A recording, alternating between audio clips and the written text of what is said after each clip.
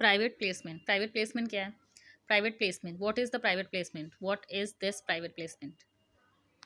So private placement हमारा है, अ private placement is a way of raising capital that involved the sale of securities to a relatively small number of selected investors.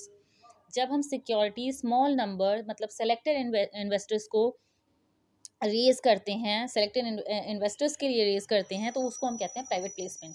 ठीक है। Private placement is a way of raising capital, ये एक तरीका है। मतलब private placement से आप security, जैसे आप आईपीओ लाते हो, एफपीओ लाते हो, वैसे ही आप प्राइवेट प्लेसमेंट लेकर के आते हो। ठीक है। तो a private placement is a way of raising capital that involves the sale of securities to a relatively small number of selected investors. मतलब रिलेटिवली, मतलब वैसे तो लार्ज नंबर ऑफ इन्वेस्टर्स को हम लाते हैं आईपीओ एफपीओ में, बट यहाँ पे प्राइवेट प्लेसमेंट में क्या है, हम सेलेक्टेड इन्वेस्टर्स को ही रेज करते हैं। सिक्योरिटीज में शेयर्स डिबेंचर सब सारे आ गए। A company places a private placement is a way of raising capital that involves the sale of securities to a relatively small number of selected investors, right. So ये है हमारा private placement. Second, a private placement is different from a public issue. जैसे हम public issue करते हैं, उससे ये अलग है। अ private placement is different from a public issue, क्योंकि हम वो तो पब्लिक को, हम पब्लिक एट लार्ज को देते हैं ना, तो वो इससे डिफरेंट हो गया। तो a private placement is different from a public issue in which securities are made available for sale on the open market to any type of investors. Public issue में हम क्या करते हैं, ओपन मार्केट में हम सिक्योरिटीज को fund raising के लिए करते हैं, सिक्योरिटीज इशू करते हैं। ठीक है, तो वो हम ओपन मार्केट में करते हैं। बट ये प्राइवेट प्लेसमेंट क्या है, private placement is different from a public issue.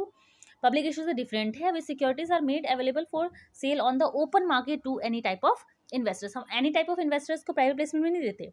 Private placement में तो हम सेलेक्टेड इन्वेस्टर्स को देते हैं ना, पब्लिक इशू में हम एनी टाइप ऑफ इन्वेस्टर्स को करते हैं। सो प्राइवेट प्लेसमेंट क्या है? Private placement, any offer or invitation to subscribe or issue of securities to a selected group of persons by a company other than by way of public offer. मतलब public offer के अलावा अगर आप selected investors को, selected number of persons को, selected group को अगर आप सिक्योरिटी फंड रेजिंग के लिए सिक्योरिटीज देते हो, तो उसको हम प्राइवेट प्लेसमेंट बोलेंगे, right. So through private placement offer cum application. So हमारा ये क्या हो गया, any offer or invitation to subscribe or issue of securities to a selected group of person by a company, ठीक है, other than public issue.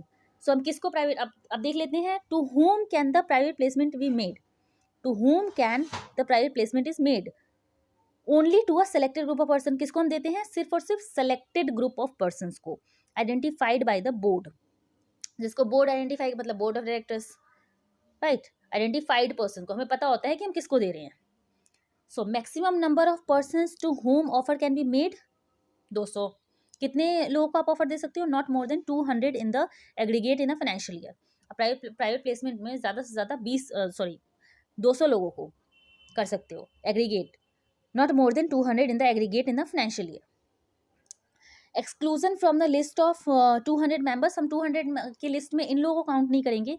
Qualified institutional buyers, ठीक है। Employees of the company under scheme of employee stock option, ठीक है, इनको हम count नहीं करेंगे। सो क्वालिफाइड इंस्टीट्यूशनल बायर्स को और इसॉप को, मतलब employees of the company under scheme of employee stock option.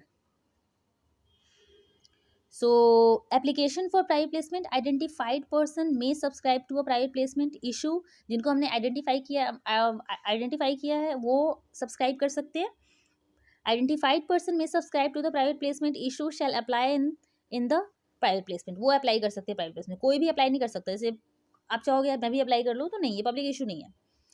Application issued to a such person along with subscription money paid either by check or demand draft or other banking channel and not by cash।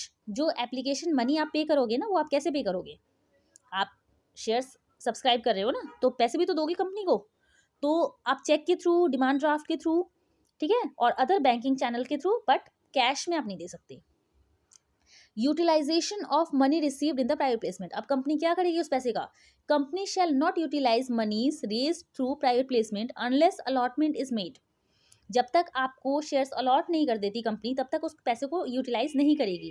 And return of allotment is filed with the registrar, और जो return है allotment का वो किसको file करेगी, किसको file करेगी? Registrar को। Return of allotment, return of allotment क्या है? Company shall file with the registrar return of allotment with in 15 days from the date of allotment. So return of allotment जो है वो फाइल करेगी कि हमने इन लोगों को शेयर्स दिए हैं, ये रिटर्न ऑफ अलॉटमेंट फाइल करेगी किसको? आरओसी को, रजिस्ट्रार को। Company shall issue private placement offer cum application letter only after the relevant special resolution or board resolution has been filed in the registry. So ये आप special resolution और board resolution इसको आप जरूर पास करोगे private placement से पहले, issue करने से पहले. सो private companies shall file with the registry copy of the board resolution or special resolution with respect of approval under 179 section subsection 3 और सी के अंदर. एनी प्राइवेट, मैं शॉर्ट रख रही हूँ वीडियो को, any private placement issue not made in compliance of the provisions shall be deem to be a public offer. अगर आपने प्रोविजंस को कंप्लाई नहीं किया, राइट, अगर आपने प्रोविजंस को कंप्लाई नहीं किया तो हम इसको पब्लिक ऑफर मान लेंगे, हम इसको प्राइवेट प्लेसमेंट नहीं मानेंगे.